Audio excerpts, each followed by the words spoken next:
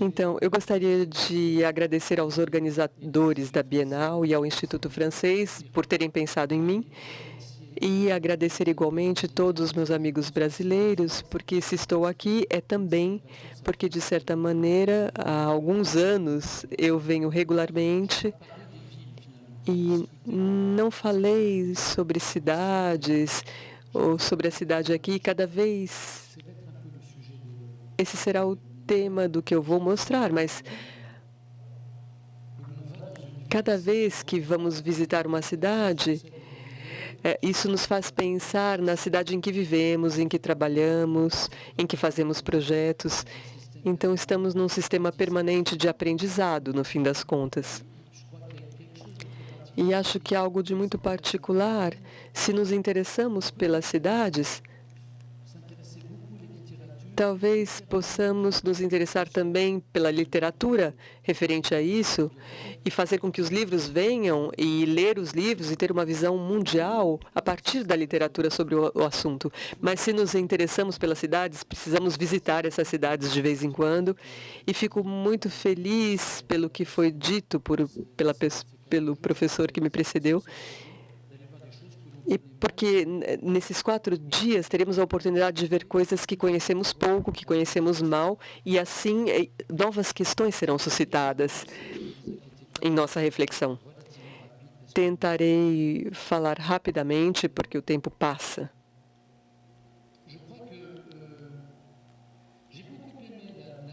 Gostei muito da fórmula modos de fazer, modos de usar.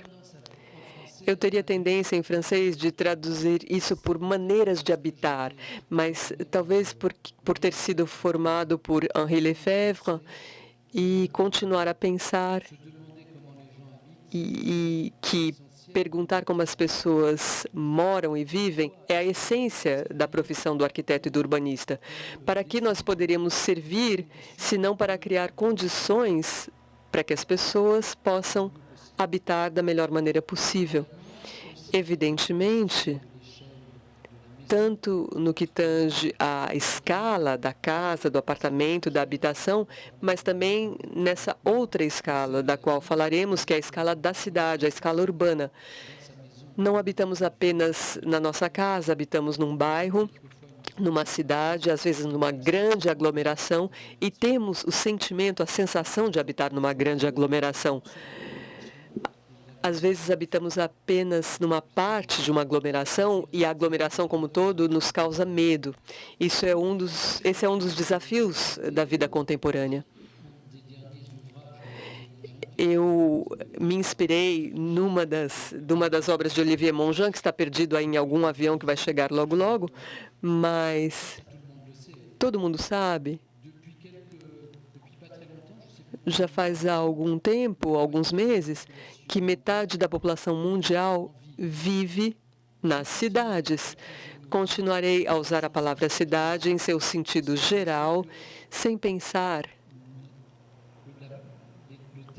que o termo cidade seria particular a coisas que não existem mais. A cidade suscita um certo número de questões, mas, enfim, metade do mundo, há alguns meses, vive em cidades. É uma estatística recente. E isso vai aumentando. Daqui a alguns anos, chegaremos a 60% de população urbana, 70%. Em alguns países, já temos 80% de população urbana. A França do Caribe já chega a 95% de população urbana. A França continental está a 95% também de população urbana. Então, temos que ter isso em mente. E nesses números, a segunda coisa é que poderíamos perguntar, será que esse número é verdadeiro, é exato? Porque amanhã ele já vai mudar. Mas não faz mal. Entre 15% e 20% nessa metade da população urbana do mundo, 15% e 20% desses habitantes urbanos vivem no que eu chamaria na cidade constituída, aquela que já foi solidamente estabelecida ao longo das idades históricas até o fim dos anos 50. Em alguns países foi antes disso, em outros depois disso.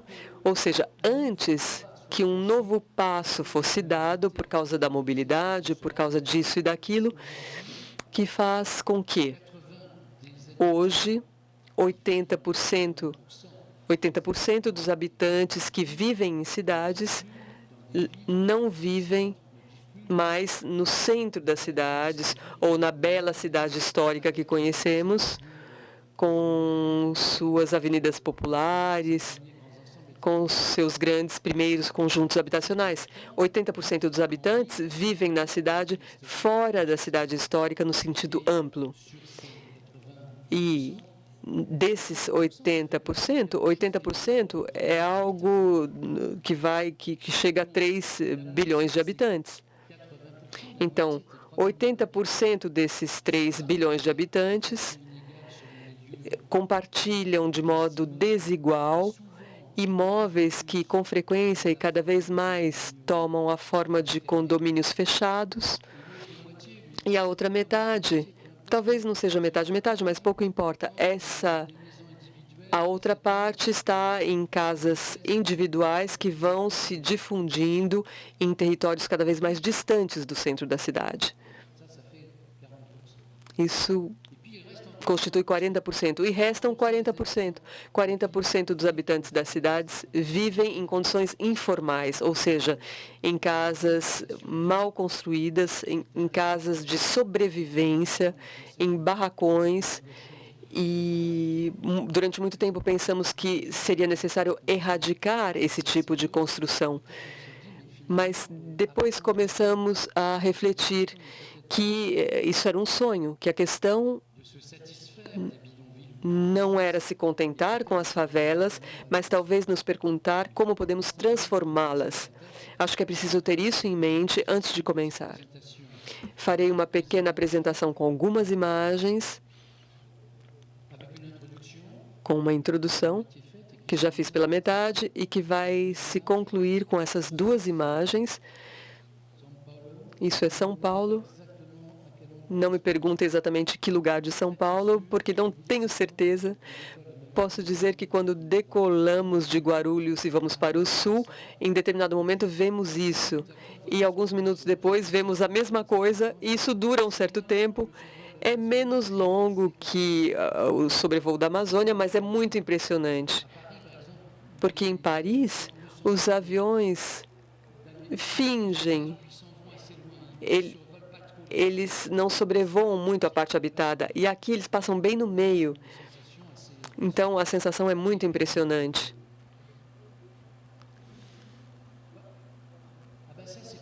Isso é Paris. E não estamos passando no meio de Paris, mas de vez em quando temos sorte, aqui temos a cidade histórica. E o que não vemos nas margens da imagem são as periferias da primeira coroa, é quase ainda a primeira cidade histórica, mas uma pequena parte. O que vocês estão vendo na tela, não quero dizer besteiras, mas a cidade histórica tem 2.200.000 habitantes, talvez. O que vemos do outro lado talvez seja constituído por 200.000 habitantes. Aqui vocês veem 2,5 milhões de pessoas, talvez. E a cidade já ultrapassou os limites da cidade histórica há muito tempo. E, de modo geral, é o que nós vemos. A mancha cinza é um pouco maior do que a foto que nós vimos. O resto ficou em branco, porque a cidade hoje, ela preencheu todo esse espaço, e eu anotei alguns grandes pontos. E sempre nos perguntamos onde Paris termina. Para as pessoas que fazem futebol, que praticam futebol, Paris vai até Saint-Denis, porque é lá que está o grande estádio. Para as crianças que vão para a Euro Disney, que vêm da Europa inteira para ir para a Euro Disney, eles nunca vão para o centro de Paris. Para eles, Paris é Euro Disney. Os que amam o século XVII pensam que o Castelo de Versalhes faz parte de Paris. Roissy, bom, em geral é por Roissy que nós chegamos, mas isso tudo para dizer que o tamanho da Paris histórica não é nem, digamos, um quinto da aglomeração total. E temos muita dificuldade em apreender a envergadura dessa grande aglomeração. Para compreender uma aglomeração atualmente, o que se tornou a cidade, essa espécie de coisa enorme cujas fronteiras nem conseguimos reconhecer, é preciso refletir também sobre a geografia. E vou terminar com esta afirmação, terminar a introdução. A cidade merece uma visão geográfica, uma leitura geográfica, e eu acredito na qualidade da geografia antiga, aquela que começa por olhar como a água moldou o relevo, porque esse é sempre um dado importantíssimo. Em dado momento, a técnica nos disse, a água, isso não é tão importante, nós aterramos os pequenos rios, os córregos, mas a natureza se vinga. Então, voltar ao relevo é uma precaução importante.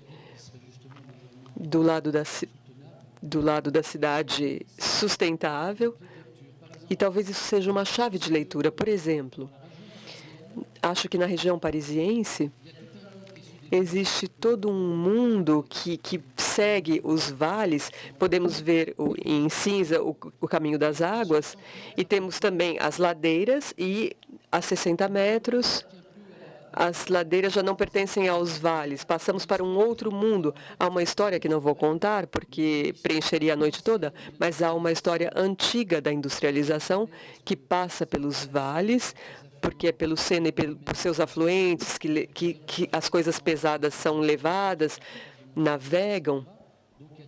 Então, há toda uma história antiga da industrialização no século XIX, que é a dos vales, da parte baixa, e há uma história da indústria moderna, a qual se chega por avião, pela parte alta da cidade. E se não compreendemos que o território foi moldado pela geografia antes de ser habitado, não compreendemos a lógica de tudo isso.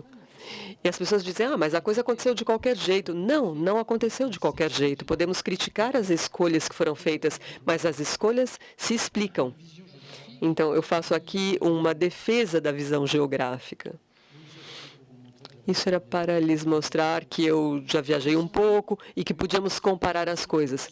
Uma das perguntas que fazemos atualmente, principalmente em Paris, o meu quadro é um pouco antigo, mas nós passamos a 2.200.000 em Paris. Hoje, há um grande número de cidades que têm mais de 10 milhões de habitantes e elas vão continuar a crescer. Não sei qual é o número exato, mas o que Jean-François disse há pouco, por que São Paulo? Porque é aqui que vocês organizam a Bienal, mas também porque é uma das maiores cidades do mundo. Então, é interessante se perguntar como é possível conceber e gerir uma cidade desse tamanho. Visão geográfica. E aqui eu volto ao meu primeiro ponto. Haverá 3 pontos. 3 perguntas, 3 questões. A questão do território, a questão da evolução. A questão do território segue a reflexão sobre a geografia. À esquerda, Paris, em meados do século XVII. À direita, a foto aérea atualmente, em amarelo e em verde. Em verde são as florestas, em amarelo as partes agrícolas, e o cinza azulado, são as partes habitadas. É o mesmo enquadramento. Na primeira, à esquerda, o que é habitado está vermelho, o que é verde são as florestas. Vocês podem perceber que as florestas se mantiveram quase intactas. À esquerda, para os que conhecem Paris, nós temos o Bosque de Bolonha, e à direita, o Bosque de Vincennes, que era muito bom para a caça dos reis. Por isso eles mantinham as florestas intactas, porque gostavam de caçar. O que eu quero dizer com essas duas imagens? Que o território existe antes da cidade. O território já é moldado pela geografia antes que os homens começassem a caminhar, e ele já é habitado por vilarejos, pela agricultura, por caminhos, e a cidade vem se espalhar num território que já existe. Eu aludi a Henri Lefebvre, cujas obras eu li, e particularmente um pequeno ensaio que ele escreveu que se chama Do Rural ao Urbano. E ele pergunta que fenômeno é esse que faz com que passemos, como passamos do rural ao urbano? E acho que essa pergunta que ele fazia nos anos 60, ela é atualmente fascinante quando começamos a olhar para a expansão rápida das grandes cidades, que se faz, de modo geral,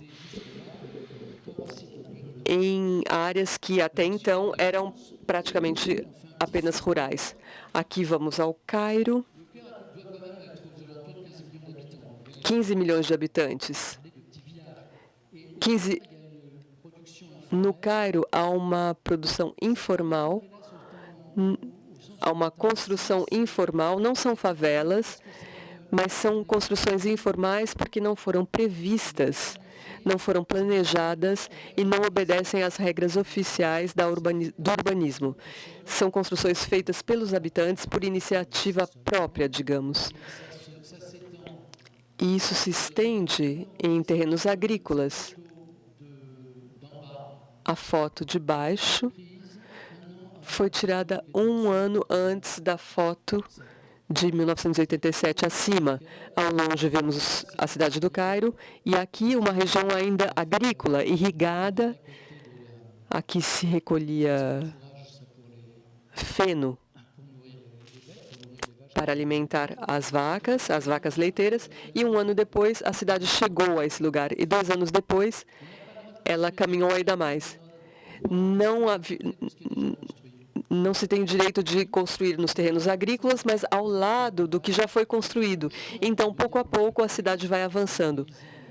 E quando esse ponto chega, o camponês vende o terreno e os canais de irrigação constituem uma espécie de loteamento natural. Nem é necessário chamar geômetras.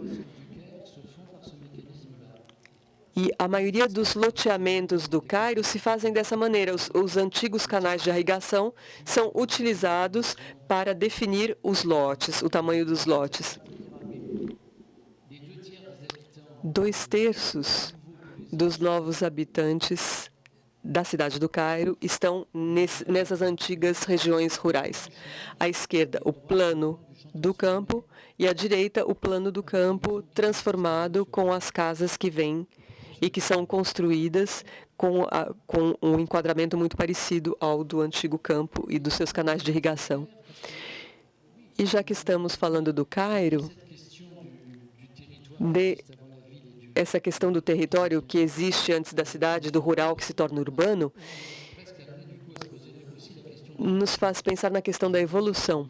Estou misturando um pouco as coisas, mas, enfim, já que estamos falando do Cairo, vamos continuar falando do Cairo. Aqui são as grandes construções sociais, os grandes conjuntos que foram construídos, 2.000 habitações em formas de construções horizontais idênticas. Amanhã vamos ver algumas dessas construções desse tipo.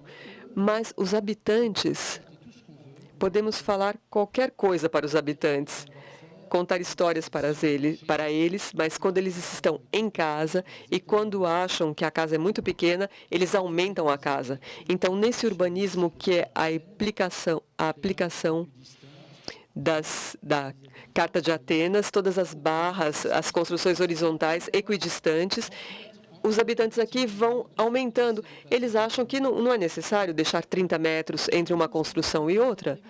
Eles diminuem esse espaço porque aumentam as casas. É muito engraçado.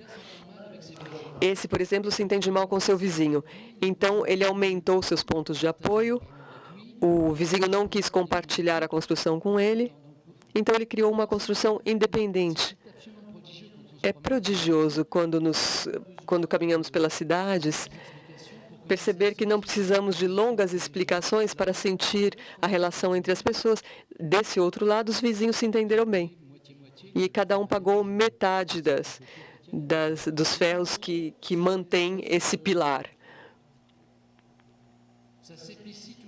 Então, a coisa vai se tornando mais espessa.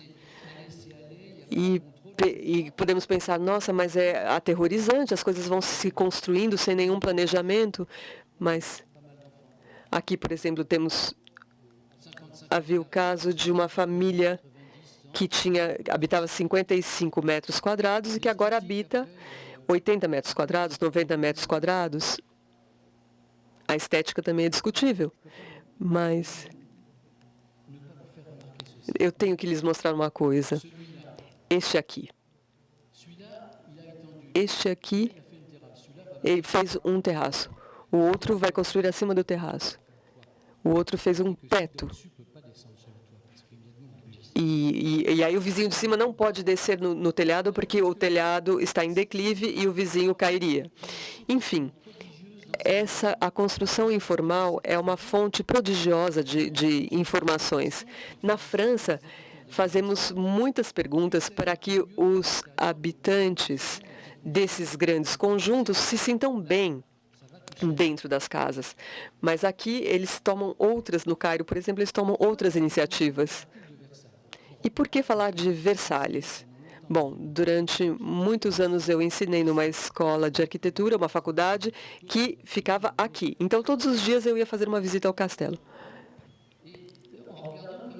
E ao ver como a cidade de Versalhes, a cidade atual de Versalhes, se construiu pouco a pouco,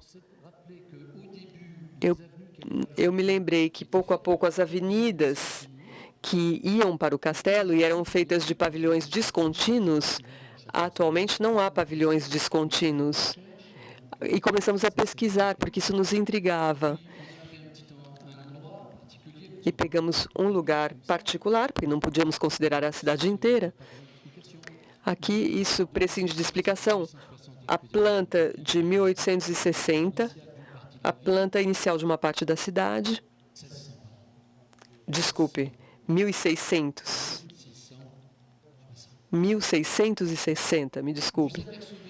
Vocês percebem que, tão logo as pessoas se instalaram, elas começaram a aumentar o pavilhão original, elas começam a criar pequenos espaços e o espaço inicial fica transformado. E você vê e pensa, mas no século XVII, no fim do século XVII, sob o reino de Luís XIV, um dos reis mais autoritários que nós tivemos, os habitantes faziam exatamente a mesma coisa que os egípcios atualmente. Eles aumentam o número de... Bom, 1815, houve a Revolução, cortaram a cabeça dos aristocratas.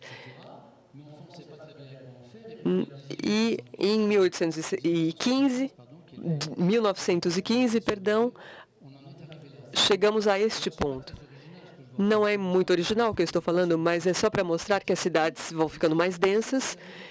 E é interessante perceber o mecanismo, a parte que é deixada à iniciativa dos habitantes, como uma estrutura muito simples, de cortes parcelares, de oposição entre moradores numa mesma rua.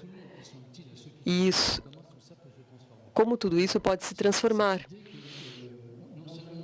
Essa ideia de que não apenas vamos do rural ao urbano, mas vamos também do urbano menos denso ao urbano mais denso, e isso desemboca num certo número de coisas e de situações.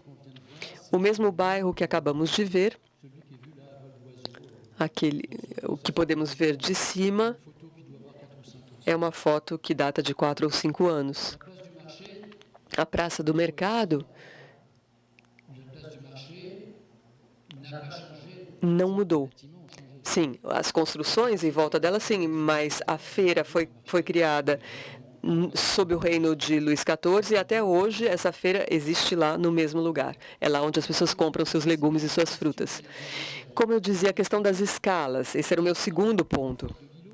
Falamos, então, do quarteirão, o que fica isolado entre diferentes vias, falamos do recorte de parcelas, de pedaços que vão sendo construídos pelas pessoas, e vimos a planta da grande cidade de Versalhes e do parque realizado no fim do século XVII.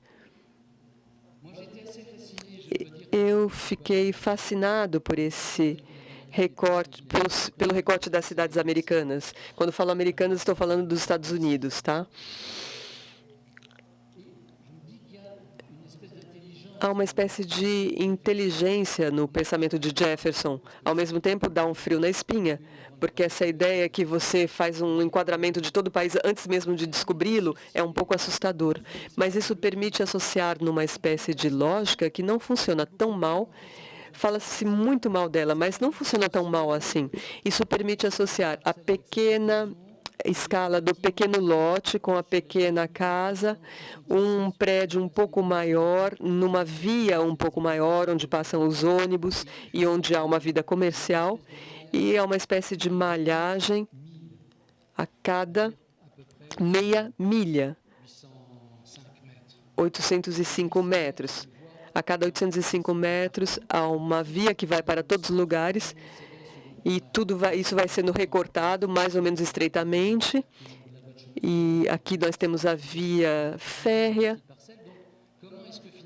Então, como esse sistema, que é muito visível na cidade americana, permite pensar diferentes escalas ao mesmo tempo.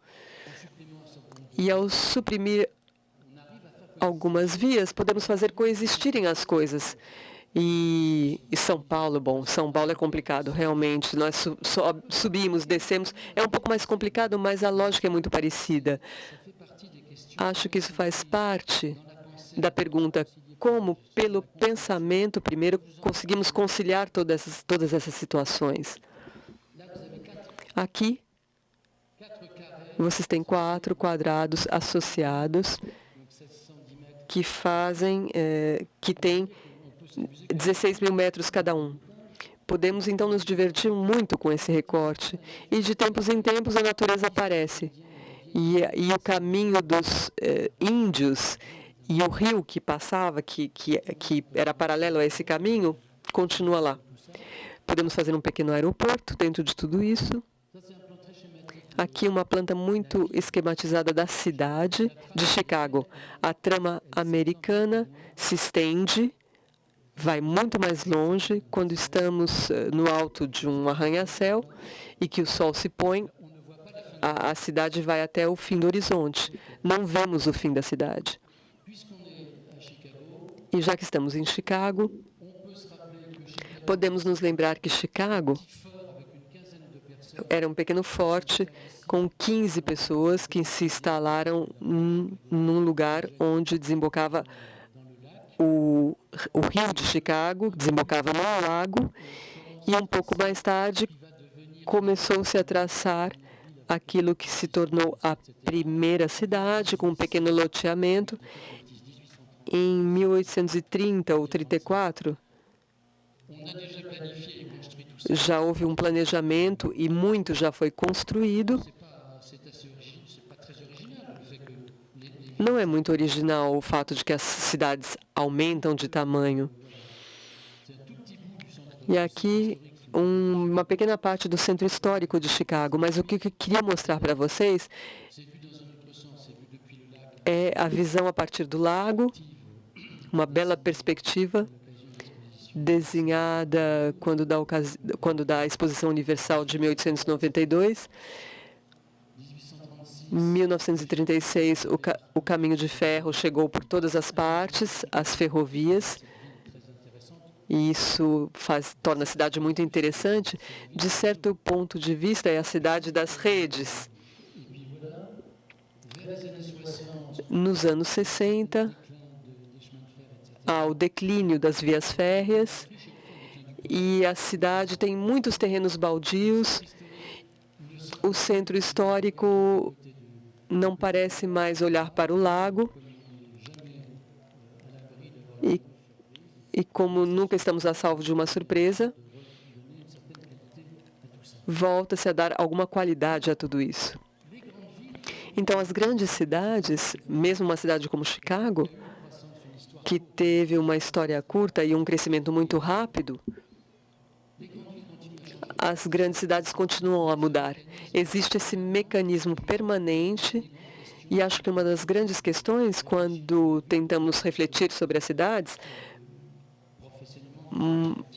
e quando tentamos profissionalmente fazer alguma coisa, nos perguntamos como isso vai se desenvolver, como isso vai evoluir. A ideia de que a cidade é perfeita e acabada é uma ideia idiota. As cidades estão sempre em permanente construção.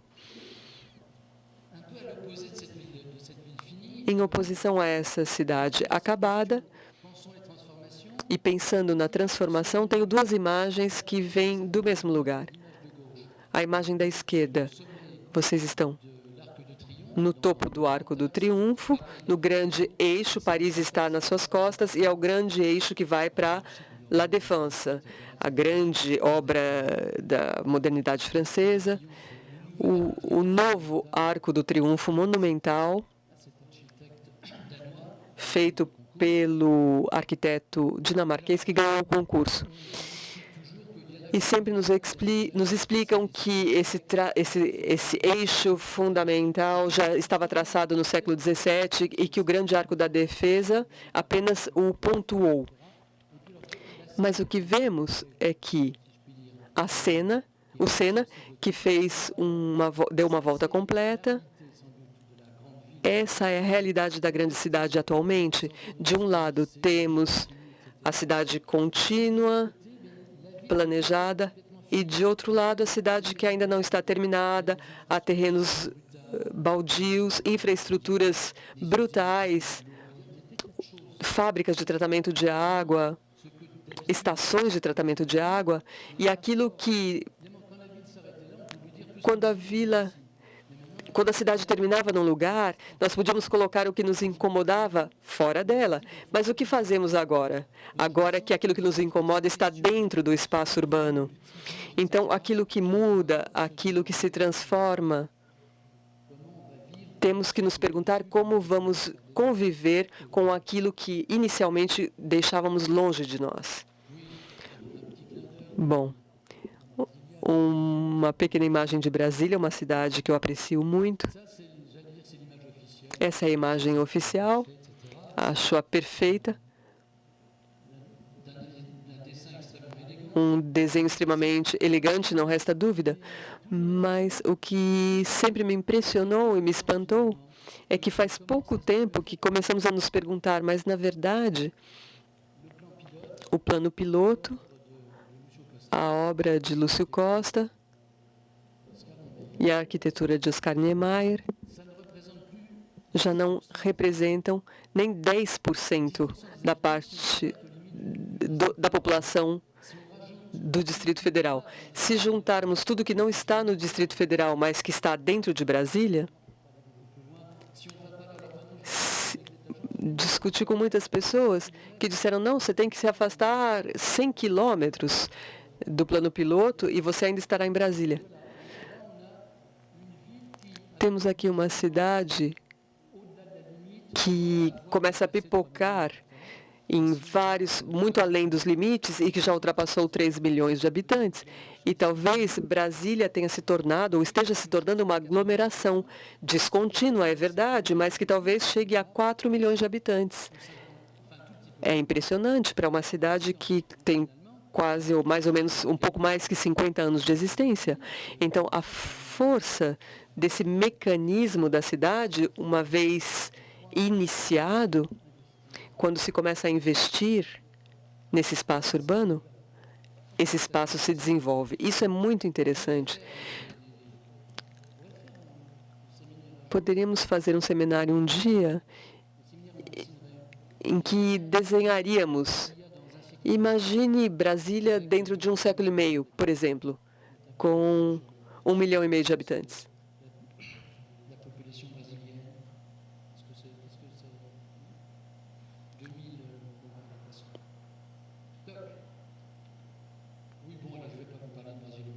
Bom, é melhor não ficar falando só de Brasília, mas aqui um lado nostálgico. Recentemente, se demoliu muito grande parte desse bairro, que se chama Núcleo Bandeirantes. Permitiram que se demolisse o que era o testemunho do início da cidade, onde os primeiros habitantes moraram. A meu ver, isso fazia parte das coisas que deveriam ter sido conservadas, tanto quanto a arquitetura de Oscar Niemeyer. Falamos do segundo, evolução. Conclusão. Como isso continua a se adensar, é um lugar apaixonante em Brasília, que é chamado de 700. Depois da...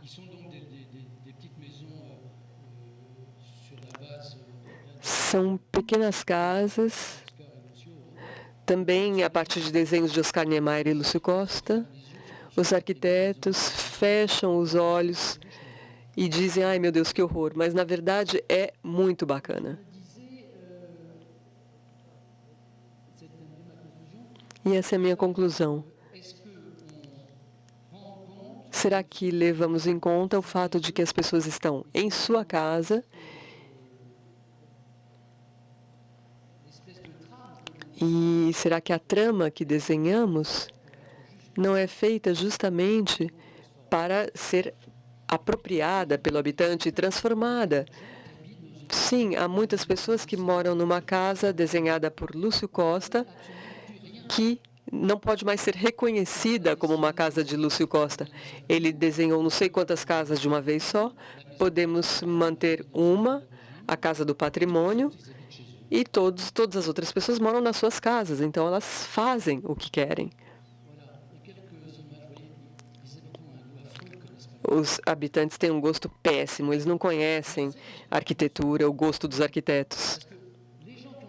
As pessoas que têm dinheiro, muito dinheiro, que moram em torno do lago, eles chamam operários que fazem muitas reformas.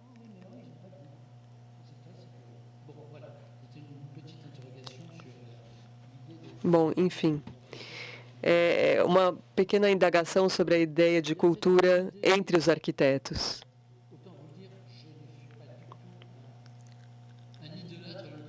Eu não sou um idólatra de Le Corbusier. Eu acho que ele ainda ocupa um lugar demasiado grande na história da arquitetura. Mas, enfim, essa ideia de que mesmo num imóvel, o apartamento pode ser concebido como uma pequena casa, me parece uma ideia que continua válida. Ele faz um buraco, por exemplo, para que a árvore possa passar. É uma pequena contradição, mas aqui algumas imagens para mostrar que não é só em Brasília que as pessoas vão reinventando as suas próprias casas. Aqui em Holanda, em Amsterdã, na Holanda, em Amsterdã, aquilo que poderia parecer uma fantasia de um arquiteto, quando você vai visitar esse lugar, você percebe que tem uma astúcia, tem uma inteligência, porque as pessoas se servem desses espaços. Quando as pessoas começam a comer no jardim, quando o tempo está bom, quando elas começam a colocar redes nesses espaços, você percebe que elas se sentem realmente em casa.